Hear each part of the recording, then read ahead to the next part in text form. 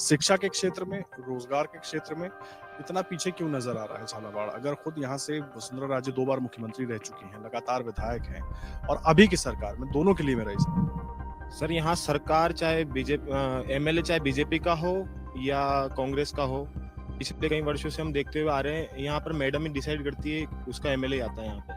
मतलब उसका भी प्रत्याशी आता है कांग्रेस से भी और बीजेपी से भी। चाहे चारों देख लो आप, झालरापाटन, डग चौमेला देख लो, खानपुर बकानी और चाहे इकलेरा मनोर थाना देख लो। और शिक्षा की रही बात तो शिक्षा में मैडम का यहाँ पे गृह जिला रहा है और पिछले कई 2 बार मैडम मुख्यमंत्री रह चुकी है। तो यहाँ पे शिक्षा में अगर देखें तो पीजी कॉलेज का उन्होंने उस टाइम पे काफी टाइम पहले जब निर्माण हुआ था, अभी आप जाके देखेंगे वहाँ टीचरों की संख्या नहीं है।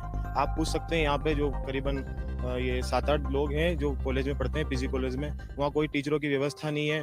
उसके बाद अगर हम आ जाएं तो जो यहाँ पे बीएड कॉलेज है, बीएड कॉलेज भी सर पुराने मतलब प्राइवेट कॉलेज है सारे, गवर्नमेंट कॉलेज एक भी बीएड कॉलेज नहीं है यहाँ पे झालावाड़ के झालरापाटन विधानसभा में।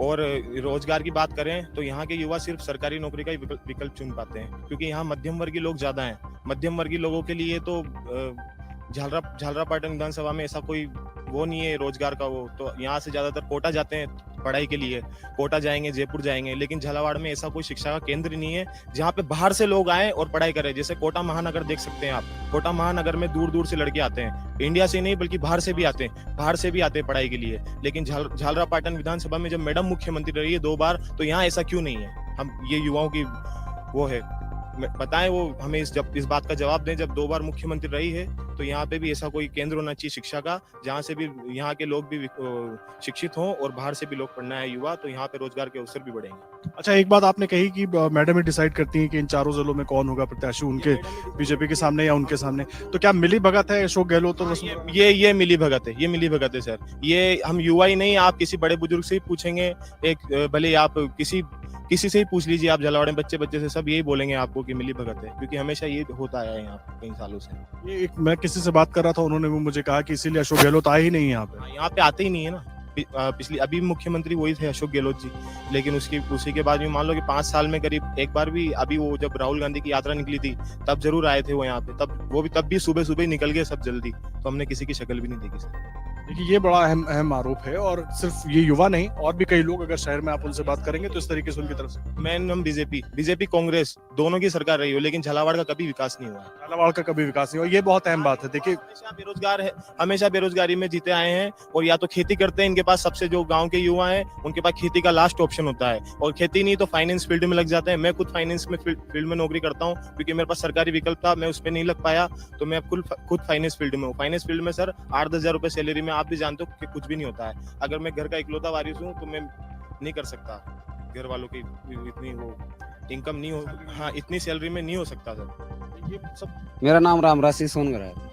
पढ़ाई कर रहे हैं आप लोग अभी, रोजगार को लेकर यहाँ पर जिस जिले में क्या दिखता है, ऑप्शंस नजर आते हैं, शिक्षा की स्थिति कैसी है, क्या कुछ जिले में सर भर्तियां आती है, गवर्नमेंट निकालती है, तो जैसे कांग्रेस सरकार निकालती है तो पेपर सारे लीक हो जाते हैं, और भाजपा सरकार आती है सर तो भर्तियां ही नहीं आती है। और यहाँ पर तो बस गवर्नमेंट के ऊपर ही सर निर्भर है सर, प्राइवेट सेक्टर में कोई जॉब ही नहीं है सर, बस फाइनेंस लाइन है, उसमें भी सर तनख्वाह ही नहीं है युवाओं के पास।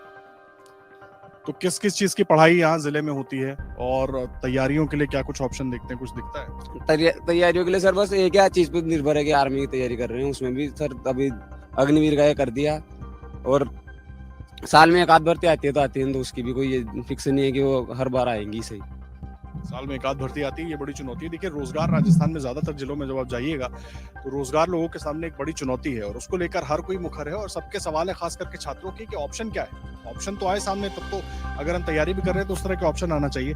छात्रों की समस्याएं क्या है यहाँ, अगर इस जिले की हम बात करें, क्योंकि रोजगार को लेकर तमाम लोग बोल रहे हैं, विकास की बात होती है, पूर्व मुख्यमंत्री का जिला है, उसके बाद भी रोजगार को लेकर सवाल उठता है, क्योंकि यहाँ पे अगर वैकेंसी आती है गवर्नमेंट की, तो गवर्नमेंट में तो जो सेलेक्ट होते ही हैं, बाकी अगर जो सेलेक्ट नहीं हो पाते तो प्राइवेट जॉब का एक चांस रहता है। तो वो यहाँ पे कोई प्राइवेट जॉब का ऐसा कोई पर्टिकुलर वो नहीं है बहुत बड़ा, जैसे बाहर अपने आसपास के जो नगर है, कोटा नगर में है, यहाँ पर ऐसा कोई जॉब का वो नहीं है, विकल्प नहीं है। तो ऐसा होना चाहिए। हमारी जो एरिया की एमएलए है वो हमारे राजस्थान की भी मुख्यमंत्री रह चुकी है, तो वो चाहे तो अच्छा कुछ कर सकती थी, पर उन्होंने किया नहीं।